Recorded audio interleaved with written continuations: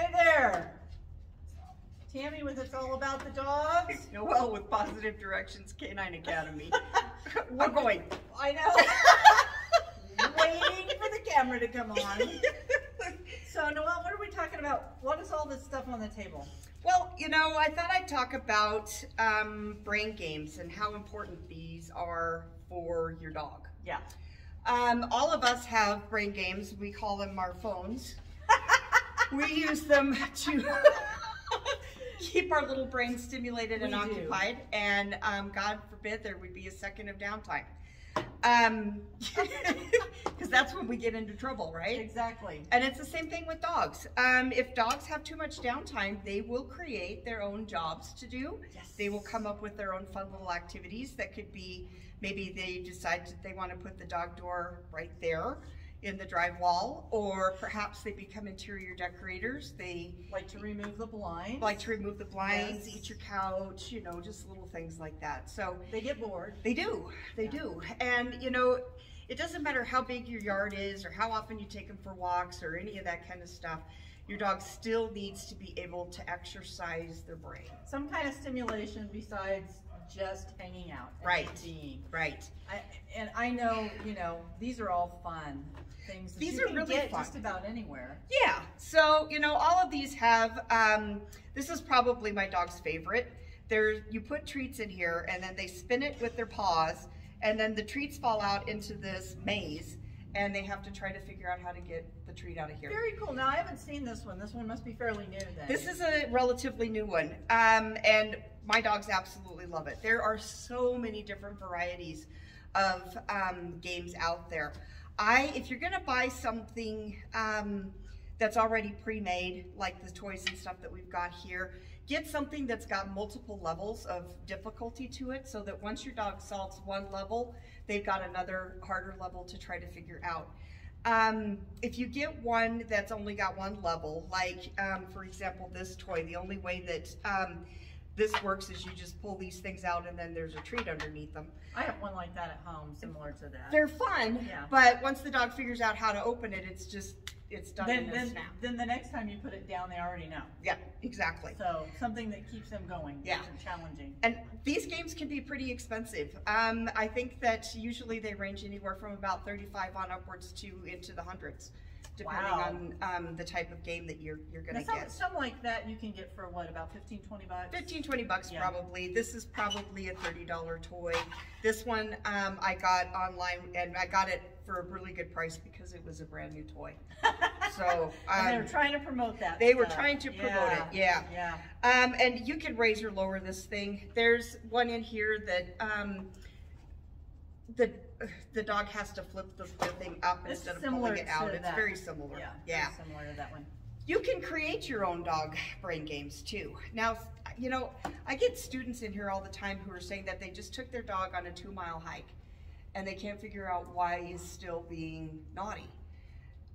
Exercise actually creates more movement. And if you're exercising a dog to the point where you're hoping that they're going to lay down and be calm, you're actually creating an athlete or building endurance rather than doing what you hope to do, which was to calm down the dog. Right, and Zella is a prime example in my house, because when we come to a class here, no matter what it is, if it's scent work or especially if we come to do rally or something really fun like tricks class, and then she goes home, or if we go out on our Sunday outing and we walk around in the store and we do all our sits and downs and weaves and things, we get home and she runs like a wild woman. She's just like wound up, you know? And we have to go outside and throw the ball 40 times before she finally calms down, stops running amok. Right.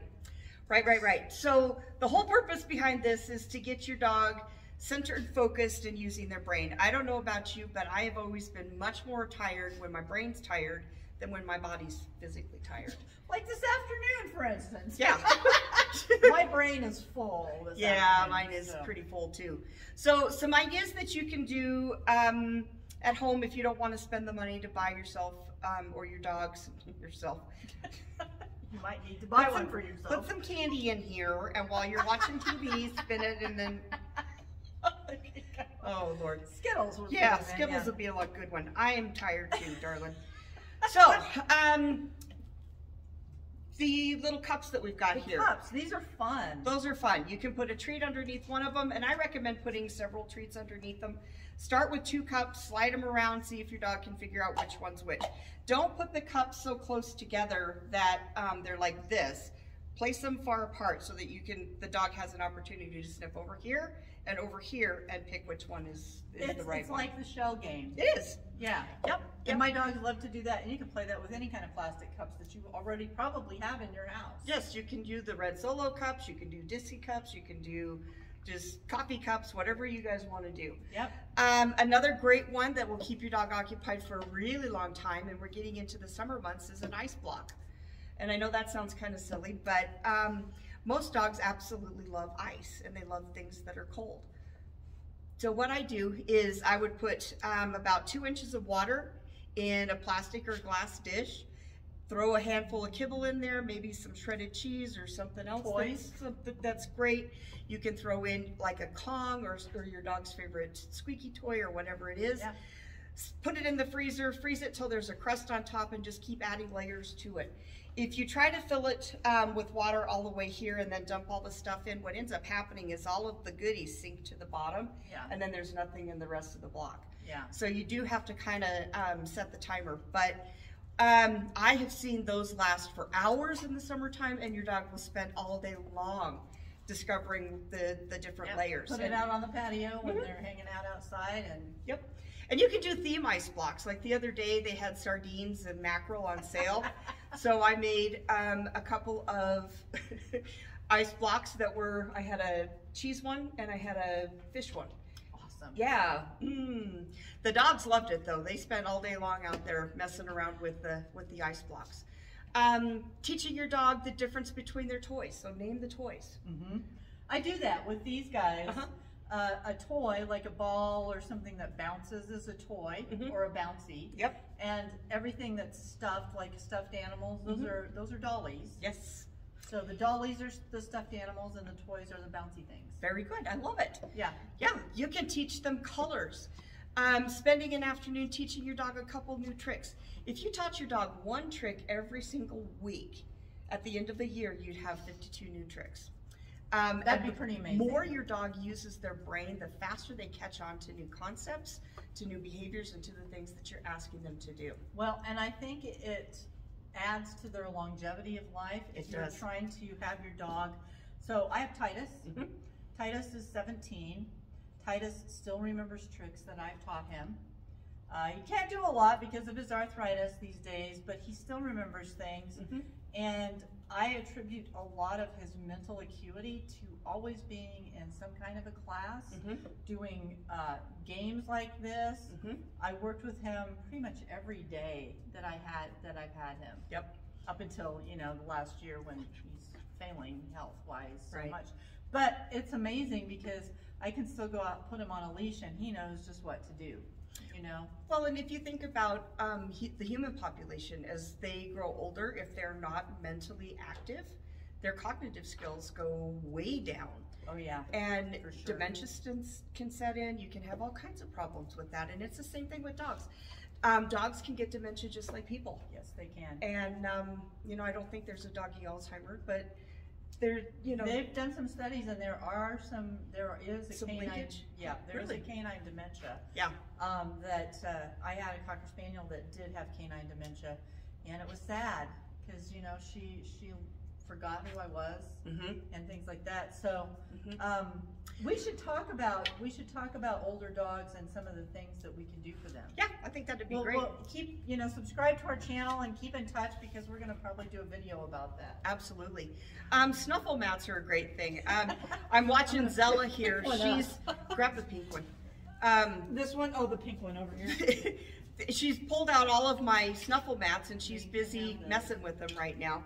A snuffle mat is just strips of cloth that are tied through a sink container, and you just drop treats inside of it, and they will spend hours trying to get to the last little bit of whatever you put in here. You can put their breakfast, lunch, or dinner in here. You can put snacks in there. You can do all kinds of stuff. They're machine washable and they're great. And I know you can get them on Etsy just about anywhere. You could probably make your own. You could make your own if you want. I am sure there's probably a video somewhere in YouTube that y'all are watching that if you put in snuffle mats, someone will have a video about how to make those. Yep. So the point here is take your dog for a walk. Absolutely exercise them. That is so critical to their development, their health, and their well-being, is to get away from the house and go for a walk. And then the next best thing once you get home is give them a brain game, and your dog is going to spend the rest of the evening happy and content and not getting into stuff. Well, and you know what? I've got a ball. I've got some little balls. They have teeth and stuff in them, and you can take your kibble or your cheese bits or whatever and stuff those in those little grooves. And I give that to her, and she's busy for half an hour trying to get the stuff out of those little grooves and things. Something else that we've talked about in the past is you rotate toys, right? I do rotate my toys. I rotate my dog toys as well. They are, they don't have the same toys all the time. We probably have 100 toys at my house. Oh yeah, yeah. We got laundry baskets all over the place with toys in them, but when I pick toys up, I have a big grocery bag, a cloth one, that I'll go through the house, and the toys I pick up stay in the bag for the next 2 weeks or whatever, and they have to play with the toys that they haven't been playing with. Right. So we kind of rotate toys in and out. Yes. I think it's really important to rotate your toys. If you don't rotate the toys, then it's kind of like reading the same book over and over and over again, or you only get one channel on the television set and that's all you get. Right. By having variety and rotating the toys, your dog's always going to be stimulated by what's out there for them. By also rotating the toys, you don't have this great big toy box full of stuff that ends up all over the house. Especially if you've got a dog who has difficulty determining what's theirs and what's yours.